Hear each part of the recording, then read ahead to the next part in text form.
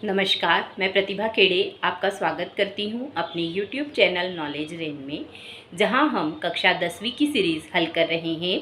इसके पहले के प्रश्न यदि आपको देखने हैं तो चैनल के प्लेलिस्ट में जाकर आप उन्हें देख सकते हैं। और अगर आपको मेरे वीडियोस पसंद आ रहे हैं तो कृपया इन्हें शेयर करिए, लाइक करिए और चैनल को सब्सक्राइब करिए। आज हम प्रश्नावली 4.1 का प्रश्न नंबर 2 देख रहे हैं, जो है निम्न स्थितियों को द्विघात समीकरणों के रूप में निरूपित कीजिए। ये जो हमें प्रश्न दिया है, इसे हमें द्विघात समीकरण के रूप में क्या करना है, निरूपित करना है। एक आयताकार भूखंड का क्षेत्रफल 528 मीटर की घात 2 है। क्षेत्र की लंबाई चौड़ाई के दुगने से 1 अधिक है। हमें भूखंड की लंबाई और चौड़ाई ज्ञात करनी है।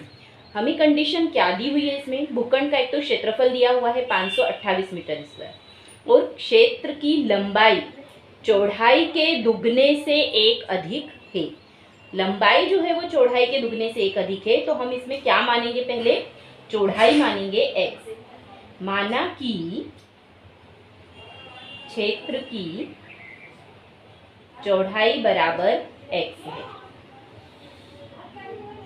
x metre. अब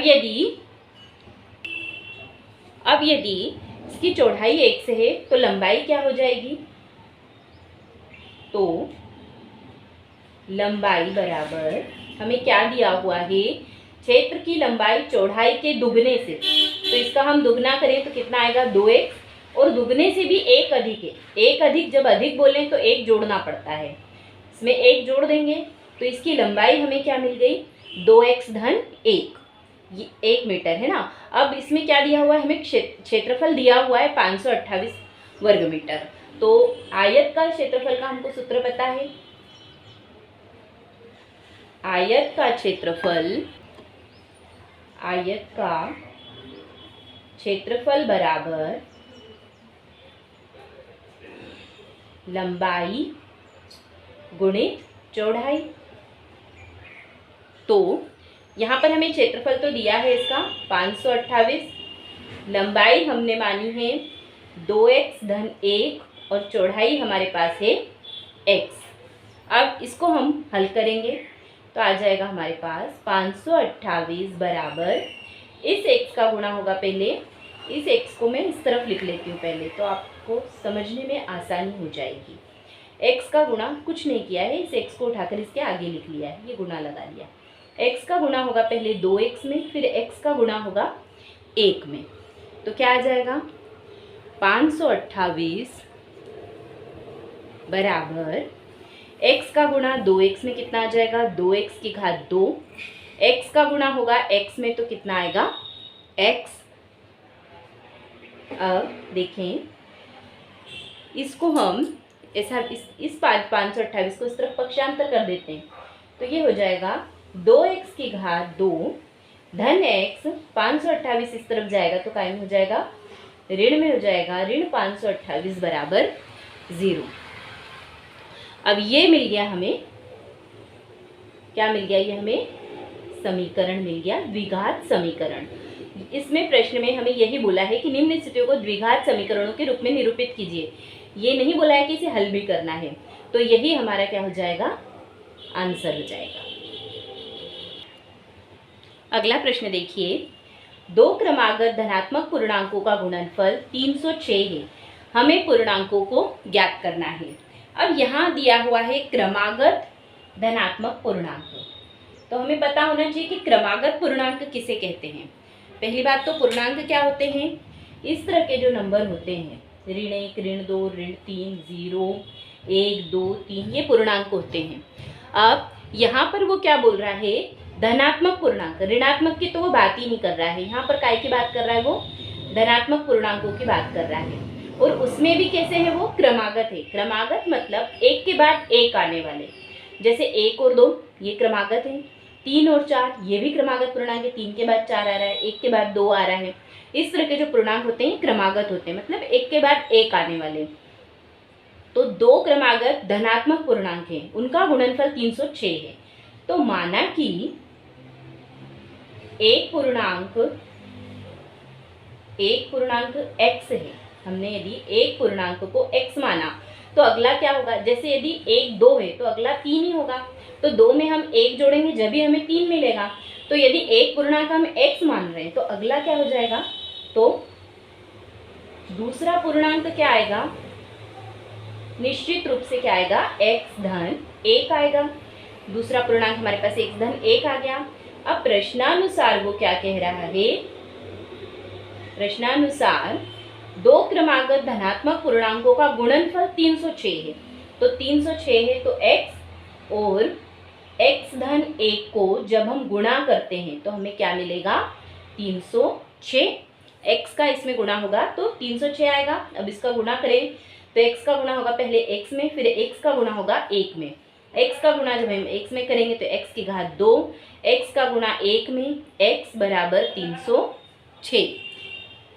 ये 306 को उठाकर हम इस तरफ ले आते हैं, पक्षांतर कर देते हैं तो आ जाएगा x की घात 2, x ऋण 306 बराबर 0। ये मिल गया हमें समीकरण, और हमें समीकरण ही बनाना है, इसलिए यही इसका आंसर होगा। अगला प्रश्न देखिए, रोहन की माँ उससे 26 वर्ष बड़ी है। उनकी आयु का गुणनफल अब से 3 वर्ष पश्चात 360 हो जाएगा। हमें रोहन की वर्तमान आयु ज्ञात करनी है।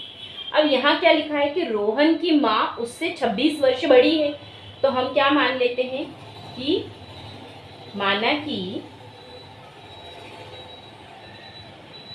रोहन की आयु बराबर x वर्ष है। अब यदि रोहन x वर्ष का है तो उसकी माँ उससे 26 वर्ष बड़ी है, तो माँ की आयु क्या हो जाएगी, तो माँ की आयु इससे 26 वर्ष अधिक या बड़ी है तो कितनी हो जाएगी, x धन 26 वर्ष हो जाएगी। ये इसकी माँ की आयु आ गई है। अब वो बोल रहा है उनकी आयु का गुणनफल अब से 3 वर्ष पश्चात 360 हो जाएगा। 3 वर्ष पश्चात मतलब पहले हमें इनकी 3 वर्ष पश्चात की आयु निकालनी पड़ेगी। तो 3 वर्ष पश्चात रोहन की आयु कितनी हो जाएगी, 3 वर्ष पश्चात, पश्चात मतलब बाद में, 3 वर्ष पश्चात रोहन की आयु कितनी होगी, अभी x है तो 3 साल बाद कितनी हो जाएगी, x धन 3 हो जाएगी। और 3 वर्ष पश्चात माँ की आयु कितनी हो जाएगी, माँ की आयु अभी है x धन 26, तो 3 वर्ष पश्चात इसमें 3 और जुड़ जाएगा, 3 और जुड़ेगा तो अभी x धन 26 है, तो 3 वर्ष पश्चात कितनी हो जाएगी, x धन 29, 26 में 3 और जुड़ जाएगा तो कितना हो जाएगा, 29 हो जाएगा। ये हो गई 3 वर्ष पश्चात की आयु। अब वो क्या बोल रहा है कि उनकी आयु का गुणनफल 3 वर्ष पश्चात 360 हो जाएगा। तो प्रश्नानुसार जब हम इन दोनों आयु की जो 3 वर्ष पश्चात इनका गुणा करेंगे तो हमें क्या मिल जाएगा, 360। तो मतलब x धन 3 और x धन 29 का गुणा करने पर हमें क्या मिल जाएगा, 360 मिल जाएगा। अब यहाँ हम इन दोनों का गुणा करें तो गुणा कैसे होगा, पहले x का गुणा होगा इस पूरे ब्रैकेट में, उसके बाद इस 3 का गुणा होगा इस पूरे ब्रैकेट में। तो यहाँ पर हम गुणा करते हैं तो पहले हम लिखेंगे x, उसके बाद ये पूरा ब्रैकेट आ जाएगा x धन 29, उसके बाद ये वाला चिन्ह लगता है धन, फिर क्या है हमारे पास 3 का गुणा करना है हमें, काय में x धन 29 में बराबर 360। अब यहाँ देखें x का गुणा x में होगा, फिर x का गुणा काय में होगा 29 में, वैसे ही 3 का गुणा होगा x में, फिर 3 का गुणा होगा 29 में। तो x का गुणा x में करेंगे कितना आएगा, x की घात 2, x का गुणा 29 में होगा आ जाएगा 29x, 3 का गुणा x में होगा क्या आ जाएगा 3x, 3 का गुणा 29 में होगा क्या आएगा 87 बराबर 360। अब क्या करेंगे, इस 360 का उठाकर इस तरफ पक्षांतर कर देंगे तो यह आ जाएगा x की घात 2, 29x धन 3x धन 87 ऋण 360 बराबर 0। अब इसको हम हल कर लेते हैं तो यहाँ देखें x की घात 2, 29 और 3 कितना हो जाएगा 32, 32x धन 360 ऋण में है और 87 धन में है, संख्याएं घटेगी। 360 में से 87 घटेगा, कितना आ जाएगा हमारे पास 273। अब यहाँ चिन्ह काय का लगेगा, ऋण का, क्योंकि 360 बड़ा है और बड़ी संख्या के सामने ऋण है, इसलिए यहाँ पर काय का चिन्ह आएगा, ऋण का चिन्ह आएगा। तो ये मिल गया हमें समीकरण, द्विघात समीकरण। हमें समीकरण ही बनाना है इन प्रश्नों में, तो यही हमारा क्या हो जाएगा, आंसर हो जाएगा। अगला प्रश्न देखिए, एक रेलगाड़ी 480 किलोमीटर की दूरी समान चाल से तय करती है। यदि इसकी चाल 8 किलोमीटर प्रति घंटा कम होती तो वह उस दूरी को तय करने में 3 घंटे अधिक लेती। हमें रेलगाड़ी की चाल ज्ञात करनी है। एक रेलगाड़ी 480 किलोमीटर की दूरी समान चाल से तय करती है। अब यहाँ पर हमें क्या दिया हुआ है, इसकी ये दूरी दे रखी है और इस समान चाल से वह दूरी तय करती है। तो हम क्या मान लेंगे इसमें, माना कि जो रेलगाड़ी की चाल है, माना कि रेलगाड़ी की चाल क्या है, x किलोमीटर प्रति घंटा है। अब यदि ये चाल है तो समय भी हमें नहीं दिया हुआ है, तो हम क्या करते हैं कि समय भी इसमें मान लेते हैं। समय बराबर क्या है, t है। अब समय t है और ये हमारे पास चाल है और दूरी तो हमको उसने दे रखी है, तो हमें पता है कि समय बराबर जो होता है वो दूरी बटे चाल, ये सूत्र होता है, समय का सूत्र होता है समय बराबर दूरी बटे चाल। अब यहाँ से हम देखें तो समय हमने क्या मान लिया है, t मान लिया है। दूरी तो हमें दे रखी है उसने 480 और चाल कितनी है हमारे पास, x है। ये हमारे पास आ गया समीकरण नंबर 1। ये सूत्र है, इसमें हमने मान रख के क्या निकाल लिया, समय का मान निकाल लिया। अगली लाइन में वो क्या कह रहा है, यदि इसकी चाल 8 किलोमीटर प्रति घंटा कम होती तो वह उसी दूरी को तय करने में 3 घंटे अधिक लेती है। अब यहाँ देखें, ये हमारे पास क्या है, इसमें प्रश्नानुसार अभी हमारे पास समय क्या है, t है और चाल कितनी है, x है।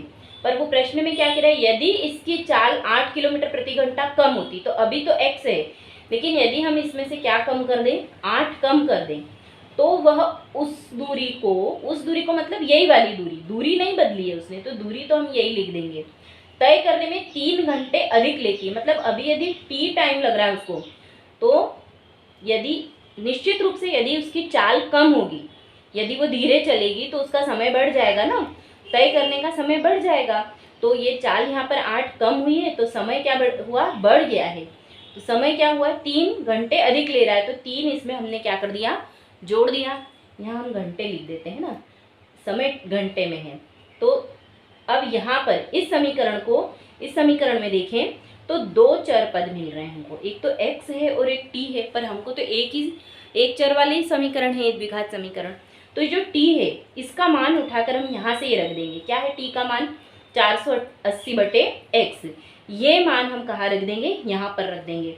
तो हमें क्या मिल जाएगा, इस तरफ कर देती हूँ मैं, हमें मिल जाएगा 480 बटे x धन t बराबर 480 बटे x ऋण 8। तो अब इस 3 के बटे में हम क्या लिख देते हैं, 1 लिख देते हैं और क्या कर देंगे, यहाँ पर लघुत्तम निकाल लेंगे। x और 1 का गुणा 1 का गुणा 480 में कितना आ जाएगा, 480। 3 का गुणा x में 3x बराबर 480 बटे x ऋण 8। यहाँ से हम क्या करेंगे, तिर्यक गुणा करेंगे, तो यहाँ आ जाएगा हमारे पास 480 3x, ये तो है ही सही, ये गुणा में आ जाएगा x ऋण 8 बराबर x का गुणा होगा इस तरफ 480 में, तो ये आ जाएगा 480x। अब इसको हम हल करें तो पहले 480 का गुणा इस पूरे ब्रैकेट में होगा, फिर 3 का गुणा इस पूरे ब्रैकेट में होगा, तो 480 गुणे x ऋण 8 धन 3x बराबर x ऋण 8 बराबर 480x। अब इसका गुणा करें तो क्या आ जाएगा, 480 का x में गुणा 480x ऋण 480 का गुणा होगा, जब हम 480 में 8 का गुणा करेंगे तो हमें मिलेगा 3840। फिर 3x में x का गुणा आ जाएगा, 3x की घात 2, 3x का गुणा 8 में 8 किया 24x बराबर 480x।